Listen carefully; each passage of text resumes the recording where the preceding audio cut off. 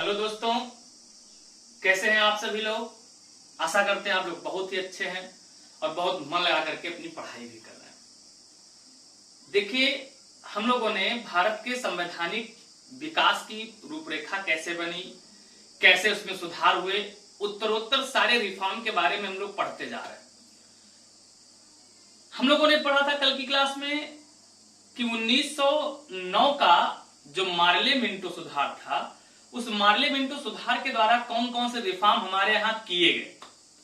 और आज जो हम लोगों को अध्ययन करना है, जो पढ़ना है, वो पढ़ना है भारत परिषद अधिनियम 1919, या उसको हम लोग कहेंगे भारत शासन अधिनियम 1919, या सीधे कहेंगे मॉन्टेग्यू चेम्सफोर्ड रिफॉर्म 1990। तो आज जो डिस्कशन का विषय है वो है मॉन्टेग्यू चेम्सफोर्ड रिफॉर्म। देखिए, जैसे कि आप सभी लोगों के कमेंट आ रहे हैं कि सर ज्योग्राफी वाला पोर्शन भी शुरू कीजिए, अल्टरनेट डे पे ज्योग्राफी पढ़ाइए। आपको ज्योग्राफी भी पढ़ाई जाएगी। हमने सोचा कि चूंकि भारत के संवैधानिक विकास का इतिहास शुरू किया गया है, तो ये एक सेगमेंट जब कंप्लीट हो जाए तो ज्यादा इजी तरीका रहेगा। आपको फिर से ज्योग्राफी पढ़ा दिया करेंगे, फिर अल्टरनेट कर देंगे, 2 दिन 3 दिन ज्योग्राफी, 2 दिन 3 दिन पॉलिटी। वीकेंड में करंट देते ही हैं, 2 दिन करंट मिल जाया करेगा, तो आपको थोड़ा सा सहूलियत मिल जाएगी। ऐसा नहीं कि आपको कोई सेगमेंट छोड़ दिया जाएगा या नहीं पढ़ाया जाएगा, सारी बातें आपको पढ़ाई जाएंगी अच्छे से। और आशा करते हैं कि आपको समझ में भी आ रहा होगा कि हाँ, कौन सी चीजें कैसे कितने अच्छे से अपडेट की जा रही। जैसे आप लोगों ने हिमालय का पोर्शन देखा होगा, तो हिमालय के पोर्शन में हमने ये प्रयास किया है कि उन सारे मुद्दों पर, उन सारे विषयों पर डिटेल में डिस्कशन किया जाए जिनके बारे में आपके मन में कोई संशय रह गया हो, कोई बातें आपको ना समझ में आई हो, तो उन्हें बहुत डिटेल में समझाने का हमने प्रयास किया है। और आशा करते हैं कि आप लोगों ने उसे देखा भी होगा। जिन हमारे साथियों ने, दोस्तों ने उसे ना देखा हो, वो लोग उसे देख भी ले, ताकि उनको हिमालय की ओरिजिन से लेकर के, उसकी नदियों से लेकर के, यानी सारे सेगमेंट उनको बहुत आसानी से और अच्छे से तैयार रहे। ये मैंने अपनी ओर से प्रयास भी किया है। ये बात समझ में आया। जो भारत के संवैधानिक विकास का इतिहास है, संवैधानिक विकास के इतिहास के बारे में, कैसे 1600 ईस्वी के चार्टर एक्ट से ईस्ट इंडिया कंपनी बनी, तब से लेकर के और 1909 तक एक एक पहलू हमने आपको बताने का प्रयास किया कि कहीं कोई असुविधा आपके माइंड में ना रह जाए। अगर मान लीजिए कोई भी बात आपको थोड़ा नहीं समझ में आती है, कोई असुविधा लगती है, तो आप कमेंट करके उसे पूछ भी सकते हैं, हम उसका आंसर आपको जरूर देंगे। ये बात समझ पा रहे? तो चलिए साहब, आज शुरुआत करते हैं। जो हमको पढ़ना है वो है government of India act 1990, Bharat शासन अधिनियम 1919। देखिए, जो भारत शासन अधिनियम 1919 है, इस समय भारत सचिव जो थे, इंडिया सेक्रेटरी जो थे, इनका नाम था मॉन्टेग्यू। तो इंडिया सेक्रेटरी मॉन्टेग्यू के द्वारा 20 अगस्त 1917 को, कब? तो 20 अगस्त 1917 को ब्रिटिश सरकार की ओर से कुछ सुधारों का प्रस्ताव प्रस्तुत किया गया, यानी कुछ रिफॉर्म इन्होंने प्रेजेंट किया। किसकी बिहाफ पर? तो गवर्नमेंट ऑफ ब्रिटेन के बिहाफ पर। और फिर इसी मॉन्टेग्यू के सुधारों पर चर्चा करने के लिए हमारे यहां शिमला में एक बैठक बुलाई गई। कहां सीटिंग बुलाई गई? तो शिमला में एक बैठक बुलाई गई। और जो शिमला में बैठक हुई, इस बैठक में उस समय हमारे वायसराय हुआ करते थे चेम्सफोर्ड। तो चेम्सफोर्ड ने भाग लिया और कुछ अन्य नेताओं ने भी भाग लिया। तो शिमला में जो बैठक हुई, उस बैठक में चेम्सफोर्ड और अन्य नेताओं के सहयोग से जब फिर से सुधार किए गए, मॉन्टेग्यू ने जब सुधार किया, तो इस पे चर्चा की गई। और इसी के चर्चा के आधार पर जो एक्ट पास किया गया, उसी एक्ट को हम लोग कहते हैं गवर्नमेंट ऑफ इंडिया एक्ट 1919। क्योंकि इसमें सहयोग किस किस का है? मॉन्टेग्यू का है। इन्होंने सुधार को प्रस्तुत किया। फिर चर्चा में पार्टिसिपेट किसने किया? वायसराय चेम्सफोर्ड ने। इसीलिए इसको नाम देते हैं Montagu Chelmsford reform, Montagu Chelmsford सुधार। और यही मॉन्टेग्यू चेम्सफोर्ड सुधार किसका बेस बनकर के तैयार हुआ? गवर्नमेंट ऑफ इंडिया एक्ट 1919 का बेस बनकर के तैयार हुआ। तो जब गवर्नमेंट ऑफ इंडिया एक्ट 1919 का ये बेस बनकर तैयार हुआ, कौन सा? Montagu Chelmsford reform. तो अब इसके मेन प्रोविजन क्या है? एक बात यहां आपको ध्यान देना है, अब तक हमारे यहां जो स्वतंत्रता आंदोलन है, वो भी काफी आगे तक बढ़ चुका है। जैसे स्वतंत्रता आंदोलन की अगर हम लोग बात करें, थोड़ा सा उसको रिलेट करके चलेंगे तो आपको आसानी समझ में आएगा। अगर हम लोग अपने यहाँ का राष्ट्रीय आंदोलन देखें, तो जो हमारा राष्ट्रीय आंदोलन है बेसिक रूप से इसे हम लोग 3 फेज में बांट करके पढ़ते हैं। इसको बोलते हैं फर्स्ट फेज, सेकेंड फेज और थर्ड फेज। प्रथम चरण, दूसरा चरण और तीसरा चरण। जो पहला चरण है इट इज स्टार्ट विद 1885।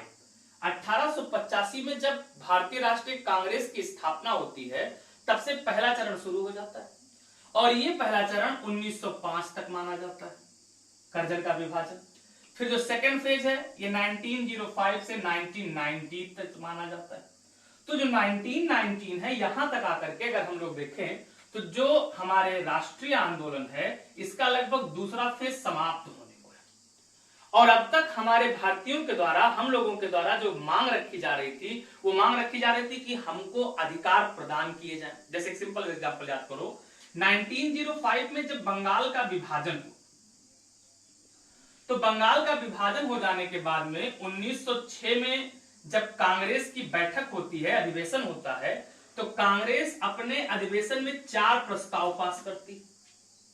और जब कांग्रेस के द्वारा 1906 के कलकत्ता अधिवेशन में 4 प्रस्ताव पास किए जाते हैं, तो उस 4 प्रस्ताव में जो 4 प्रस्ताव होते हैं उसमें रहता है स्वदेशी, स्वराज, बहिष्कार और क्या होता है, राष्ट्रीय शिक्षा। तो ये 4 प्रस्ताव पास किए जाते हैं। यहां देखो एक शब्द आ रहा है स्वराज। तो कहीं ना कहीं अब स्वशासन को लेकर के, स्वराज को लेकर के भारतीय धीरे धीरे बहुत ज्यादा एक्टिव हो चुके हैं कि हमें स्वराज चाहिए, हमको स्वशासन चाहिए, हमको अपना अधिकार चाहिए। इसीलिए जब 1919 का एक्ट आता है, 1919 का एक्ट आता है जिसे हम लोग गवर्नमेंट ऑफ इंडिया एक्ट कहते हैं, तो इस 1919 के गवर्नमेंट ऑफ इंडिया एक्ट के द्वारा हमें पूर्ण रूप से स्वशासन ना दे करके, हमें पूर्ण रूप से स्वराज ना दे करके अब अंग्रेज ये चाहते हैं कि भारत को डोमिनियन स्टेटस का दर्जा दिया जाए, अधिराज्य का दर्जा दिया जाना चाहिए। ये मेरी बात समझ पा रहे? तो कहीं ना कहीं इस रिफॉर्म को लेकर के भारतीयों को और अधिक अधिकार देने के प्रयास शुरू किए गए। तो क्या क्या प्रावधान इसके लिए किए गए, चलिए देखते हैं। भारतीय राष्ट्रीय आंदोलन का तीसरा चरण देखेंगे तो ये 1919 से 1947 तक माना जाता है। इसमें इतिहास में हम लोग पढ़ेंगे। तो क्या प्रावधान है, आइए शुरुआत कर देते हैं। यहां देखो, इसमें जो प्रोविजन है, प्रावधान किए गए 1919 के एक्ट में, इसमें सबसे पहली बात, खास बात क्या है, याद करो कल की क्लास में यानी 1909 के एक्ट से हम लोगों ने ये पढ़ा था कि मुस्लिमों को पृथक निर्वाचन मंडल प्रदान कर दिया गया। तो जो मुस्लिम है इन मुस्लिमों को पृथक निर्वाचन मंडल दिया गया, सेपरेट इलेक्टोरल कॉलेज दे दिया गया। तो जब मुस्लिमों को पृथक निर्वाचन मंडल मिल गया, सेपरेट इलेक्टोरल कॉलेज मिला, तो इस 1919 के एक्ट के द्वारा, 1919 के एक्ट के द्वारा अंग्रेजों ने इसे और बढ़ाया, ब्रिटिश सरकार ने इसको और आगे बढ़ा दिया पृथक निर्वाचन मंडल को। और पृथक निर्वाचन मंडल को आगे बढ़ाते हुए 1919 के एक्ट में यह प्रोविजन कर दिया गया कि मुस्लिमों के साथ साथ, जो मुस्लिम हैं इन मुस्लिमों के साथ साथ, क्योंकि मुस्लिमों किससे मिल चुका है, 1909 के एक्ट से, तो 1919 से प्रोविजन कर दिया गया कि मुस्लिमों के साथ साथ जो ईसाई हैं, जो आंग्ल भारतीय हैं, जो अन्य यूरोपीय हैं,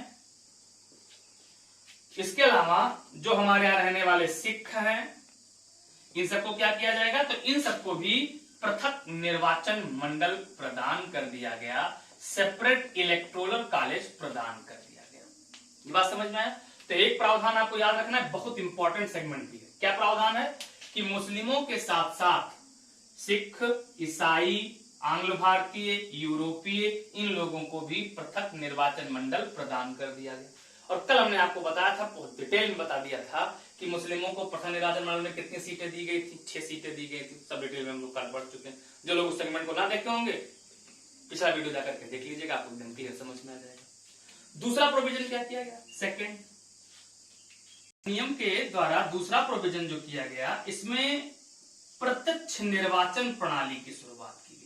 कौन से निर्वाचन की शुरुआत की गई, तो प्रत्यक्ष निर्वाचन प्रणाली की शुरुआत कर दी गई। और जो प्रत्यक्ष निर्वाचन प्रणाली की शुरुआत की जाती है, इस प्रत्यक्ष निर्वाचन प्रणाली में अब वोट देने का अधिकार महिलाओं को भी प्रदान कर दिया गया।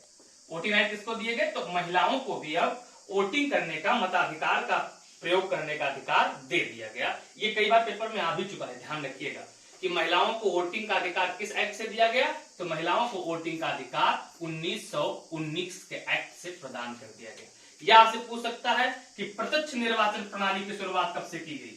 तो प्रत्यक्ष निर्वाचन प्रणाली की शुरुआत की गई, ये भी किस एक्ट से? 1919 के एक्ट से की गई। अगला प्रोविजन क्या है? बहुत इंपॉर्टेंट, बहुत अच्छा समझिएगा। देखो, इसमें यह व्यवस्था बनाई गई, हम लोगों ने पढ़ा था कि हमारे यहां केंद्रीय विधान परिषद की स्थापना की गई। अब जो ये केंद्रीय विधान परिषद है, 1919 के एक्ट से इस केंद्रीय विधान परिषद को बाई कैमरल कर दिया गया। बाई कैमरल का मतलब होता है द्विसदनात्मक कर दिया गया, यानी इसके 2 हाउस बना दिए गए।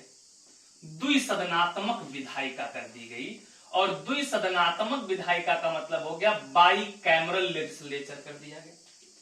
तो जो केंद्रीय विधान परिषद है, इसको कितने भागों में बांटा गया? 2 पार्ट में बांट दिया गया। ये 2 भागों में बांट दिया गया। जो 2 भागों में बांटा गया, इसमें से एक को कहा गया राज्य परिषद। क्या नाम दिया गया? तो एक को नाम दिया गया राज्य परिषद, और दूसरे को नाम दिया गया विधानसभा। क्या नाम दिया गया? तो दूसरे को नाम दिया गया विधानसभा। जो राज्य परिषद है, इसको हम लोग कहते हैं उच्च सदन, अपर हाउस। जो विधानसभा है, इसको कहा गया लोअर हाउस, निम्न सदन। जो उच्च सदन है, उस समय उच्च सदन में सदस्यों की संख्या, जो सदस्य थे, कितनी निर्धारित की गई थी? 60 निर्धारित की गई थी। और इस 60 मेंबर में यह प्रावधान किया गया था कि जो 34 मेंबर होंगे, ये इलेक्टेड होंगे, निर्वाचित होंगे, और इस 34 के अलावा बाकी 60 में से 34 चला जाए, कितना बचेगा? 26। तो जो 26 होंगे, ये नॉमिनेटेड होंगे। यानी कुल मेंबर कितने होंगे? 60। 60 में से 34 कैसे होंगे? इलेक्टेड। 26 कैसे होंगे? नॉमिनेटेड होंगे। और इन राज्य परिषद के सदस्यों का जो कार्यकाल उस समय फिक्स किया गया था, वो कार्यकाल कितने दिनों के लिए फिक्स किया गया था? तो कार्यकाल था उन दिनों 5 वर्ष के लिए। यही उच्च सदन आगे चल करके क्या बन गया? राज्य सभा बन गया। ये बात समझ में है? उसके बाद जो विधानसभा है, विधानसभा में जो सदस्य हैं, इन सदस्यों की संख्या निर्धारित की गई थी 145। कितनी निर्धारित की गई थी? 145 निर्धारित की गई थी। इसमें से 104 सदस्य इलेक्टेड होते थे, निर्वाचित होते थे, और रिमेनिंग जो 41 मेंबर हैं, ये नॉमिनेटेड होते थे, इनको नॉमिनेट किया जाता था।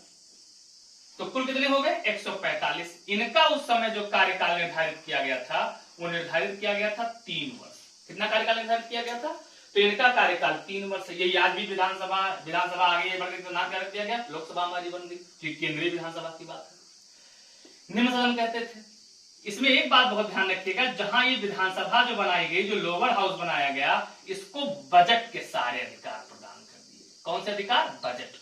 और आज भी हमारी लोकसभा के पास बजट के सारे अधिकार। ये बात समझ पा रहे? तो बजट का अधिकार किसको दे दिया गया था? विधानसभा को दे दिया गया था। ये बात एकदम क्लियर समझ में आया? तो आपके पेपर में सवाल पूछा जाएगा कि किस एक्ट के द्वारा भारतीय संसद को, इंडियन पार्लियामेंट को द्विसदनात्मक, बाई कैमरल, 2 सदन, 2 हाउस किससे बनाए गए? तो 1919 के एक्ट से बना दिए गए। ये क्लियर समझ में आया? एकदम एग्जैक्ट समझ में आ गया? चलो आगे बढ़ते हैं। अब एक इससे भी बड़ा सुधार है, रिफॉर्म है। देखो इसमें क्या प्रोविजन किया गया? तो जो कानून बनाने के सारे विषय थे, जो कानून बनाने के विषय थे, यानी कानून बनाने के जितने भी विषय थे, कानून बनाने के विषय जिसपे एक्ट बनाया जाए, कानून बनाने के सभी विषयों को बेसिक रूप से 2 भागों में बांट दिया गया। कितने भागों में बांटा गया? तो कानून बनाने के विषय को 2 भागों में डिवाइड कर दिया गया। एक बना दिया गया इसको केंद्रीय विषय, बहुत इंपॉर्टेंट फैक्ट है, क्या बना दिया गया, यूनियन सब्जेक्ट जिसको हम लोग कहेंगे, केंद्रीय विषय यानी यूनियन सब्जेक्ट नाम दिया गया। और दूसरा क्या किया गया, दूसरा कानून को दूसरे भागों में बांट दिया गया, जिसको कहा गया प्रांतीय विषय, स्टेट सब्जेक्ट। अब हम सबको पता है कि जो केंद्रीय विषय होगा इस पे कानून कौन बनाएगा, तो इस पे कानून बनाने का अधिकार दिया जाएगा केंद्रीय विधान परिषद को। और अभी पढ़ा इसी एक्ट के द्वारा केंद्रीय विधान परिषद कितने भागों में बांटा गया, 2। क्लियर एकदम, अपर हाउस लोअर हाउस, अभी तुमने इससे पहले पढ़ा।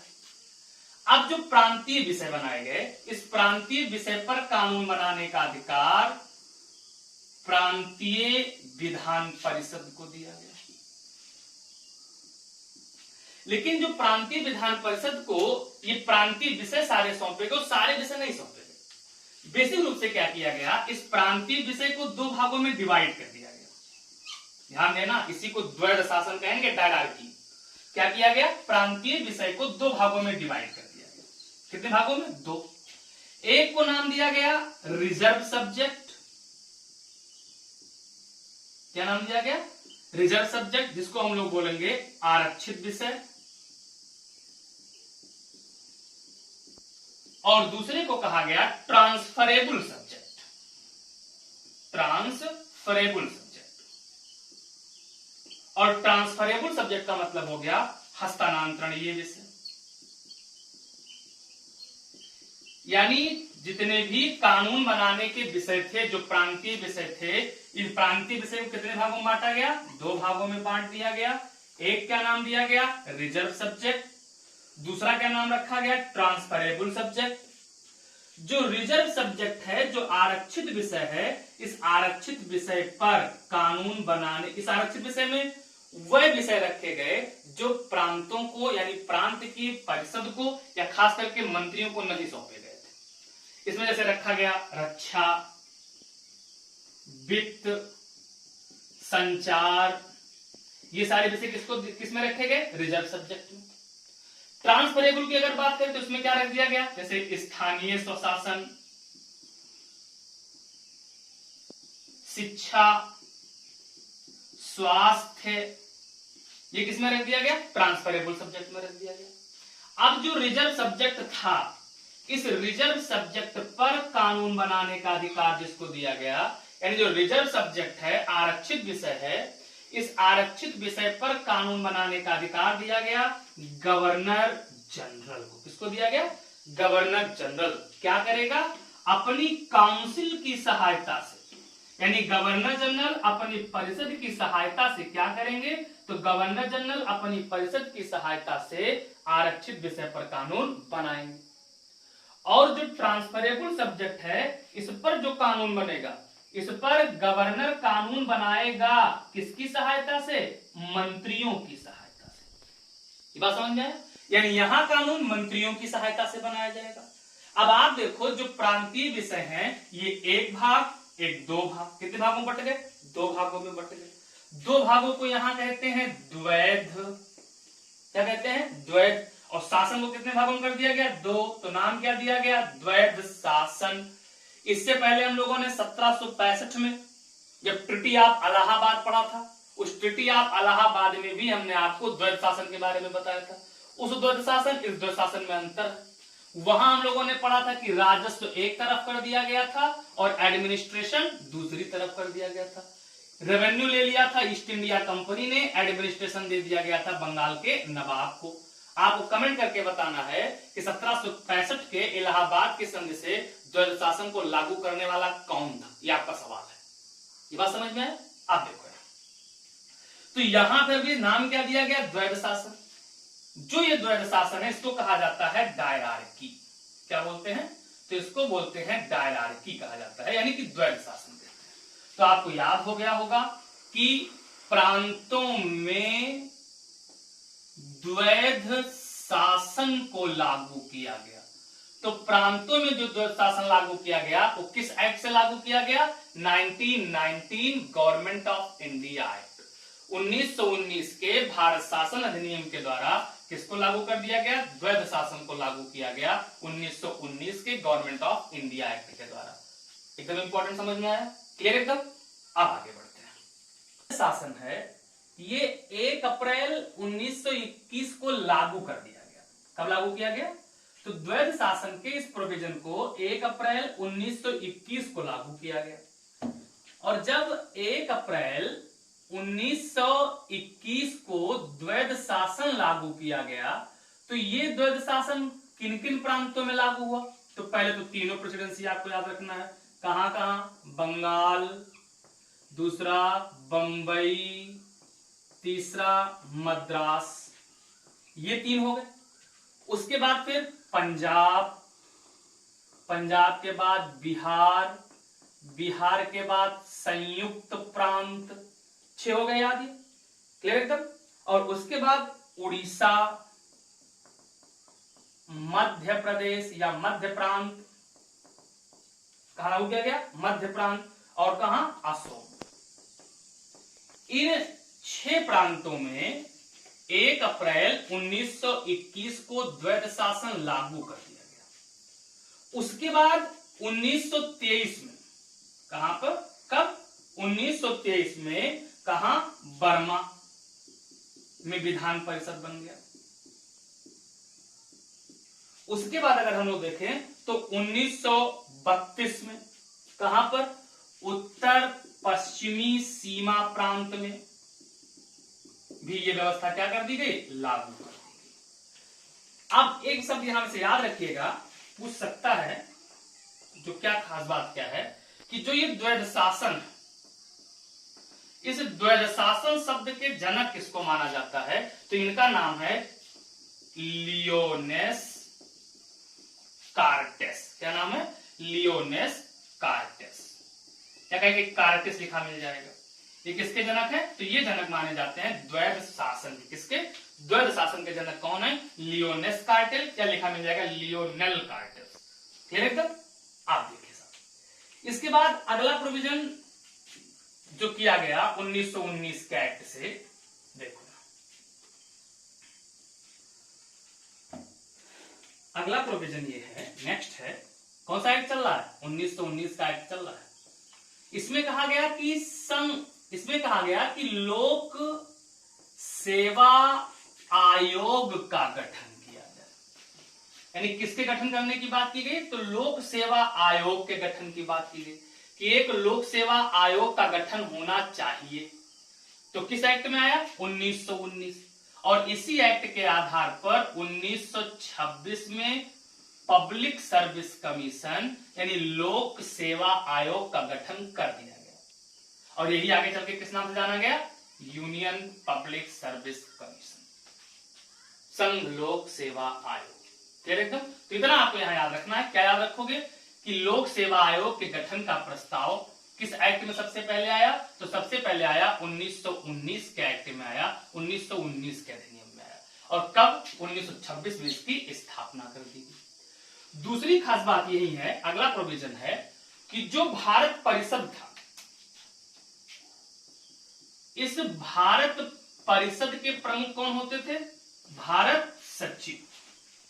अब भारत सचिव को यह अधिकार दिया गया कि जितना भी पैसा खर्च हो रहा है इसकी जांच भी होनी चाहिए कि पैसा वास्तव में जिस मद के लिए दिया जा रहा है उसी पे खर्च हो रहा है कि अलग खर्च हो रहा है, इस सारी बातों की जांच होनी चाहिए। इसीलिए भारत सचिव को यह अधिकार दिया गया कि वह इसके लिए नियंत्रक एवं महालेखा परीक्षक की नियुक्ति कर सकते, जिसको आज हम लोग बोलते हैं CAGI, CAG, controller and auditor general of India.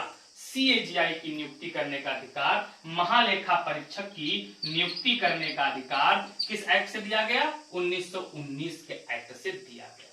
Clear एकदम? समझ में आया? आज अगर आप अपने संविधान में जाके देखोगे तो जो कैग हैं इनको 148 से 151 के बीच में है। किस आर्टिकल से किस आर्टिकल तक? 148 से 151 तक। इनकी नियुक्ति कौन करते हैं? प्रेसिडेंट ऑफ इंडिया, भारत के राष्ट्रपति साहब करते हैं। ये बात समझ में आए?